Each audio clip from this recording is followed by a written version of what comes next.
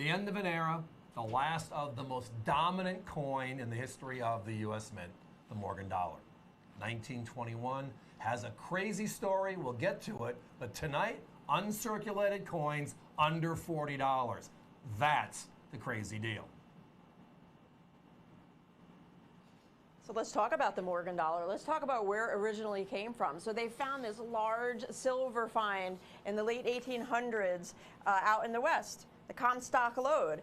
And at that time, I believe George Washington was melting his silverware for coinage, right? And at our early history, the story was he did melt his silverware, his flatware, and that's true. The half dime is the coin directly flowing to that story. But we did not have silver dollars for most of our early years because we didn't have enough silver. So what they did was they petitioned Act of Congress in 1878. They passed the Bland-Allison Act to make a silver dollar and put it into circulation with all this silver that they found. So in 1878, they started the Morgan dollar series, and that was the large 90% silvers that you see on your screen, and that ran all the way to the year 1921. The last year of issue is this year, 1921. But actually ran for 27 years, ending in 1904, and then we had this crazy hiatus, right? And then they bring it back in 1921.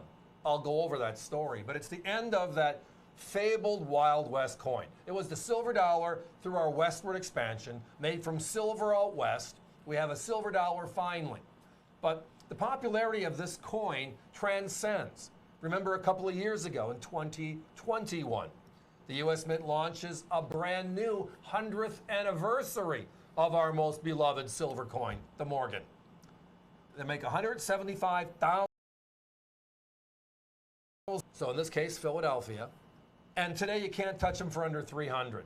Now in 2023, they did it again. The program was so popular, so hot, that they brought them out again. 2023, they made 275,000 Philadelphia uncirculated, and they sell with our competition are $150 to $180, and that's the new coins, and they are celebrating this one. This one is the original Morgan silver dollar, that Wild West coin that's circulated. It's kind of a cool story because it takes the Wild West and runs into the Roaring 20s, right?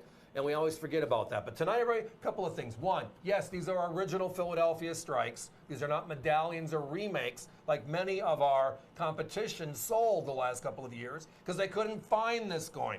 So they were making medallions and put across the bottom, instead of $1, the word medallion. These are not those. These are the real McCoys. Second, my competition has this exact coin for over $100 by itself. They're actually at how much again?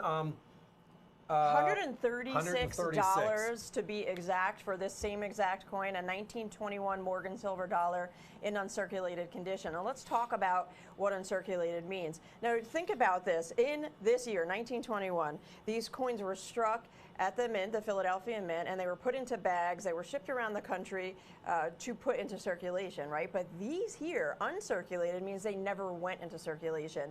And they have that detail proving that they weren't actually circulated. There are high points on the coin that would wear first as the coin is in circulation, right?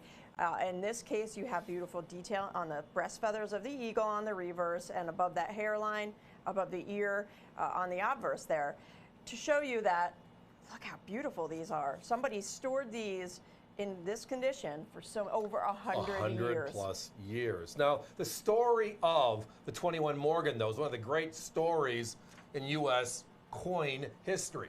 So we end this coin program, the Morgan dollar, in 1904. And then in 1918, Senator Pittman creates the Pittman Act. And the Pittman Act is destroying 60% of all the Morgan dollars ever that were struck in those 27 years. The reason, though, is what's going on in World War I. India, a British protectorate at the time, a territory, colony, commonwealth, right? There's a rush. The Germans are pushing the Indian people to rush to the banks to get silver for their currency. The English are going to lose the war.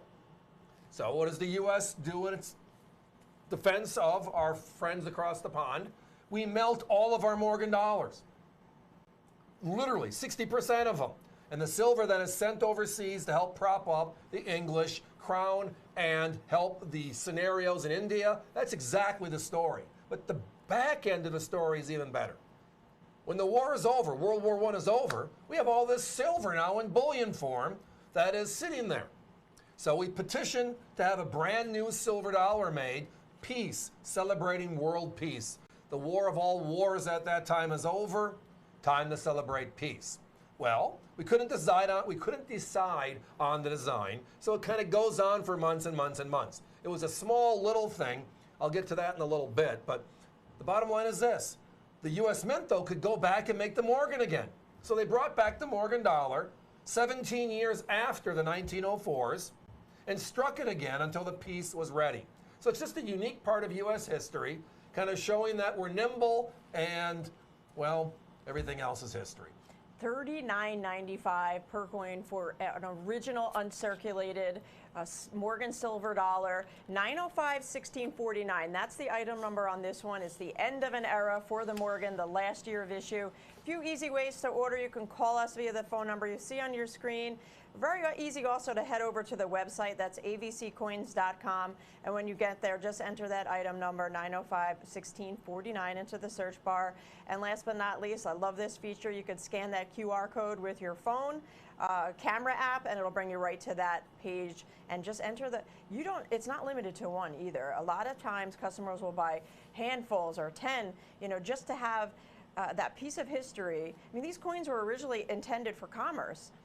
So many coins were circulated. Finding true uncirculated coins are very difficult to find nowadays. How did I become a collector, right? Every one of us has our own unique story. Many of you that have been with me on a coin show before over the last, well, dating back to the early 1990s when I started talking on TV about collector coins, probably know that I was a paper boy in the 1960s. And my grandfather got me hooked. Got me all these Whitman albums, pushed the coins in, and on Sundays, we would sit down as my mother would create meals and clean the house for him after my grandmother passed away. And he would sit with my brother and I and tell stories of a coin. He would bring out a 1943 Walker and talk about 1943, talk about the Walker. And we would spend 15 minutes, a half hour. Some of my fondest memories with my grandfather were when he was talking about coins with my brother and I.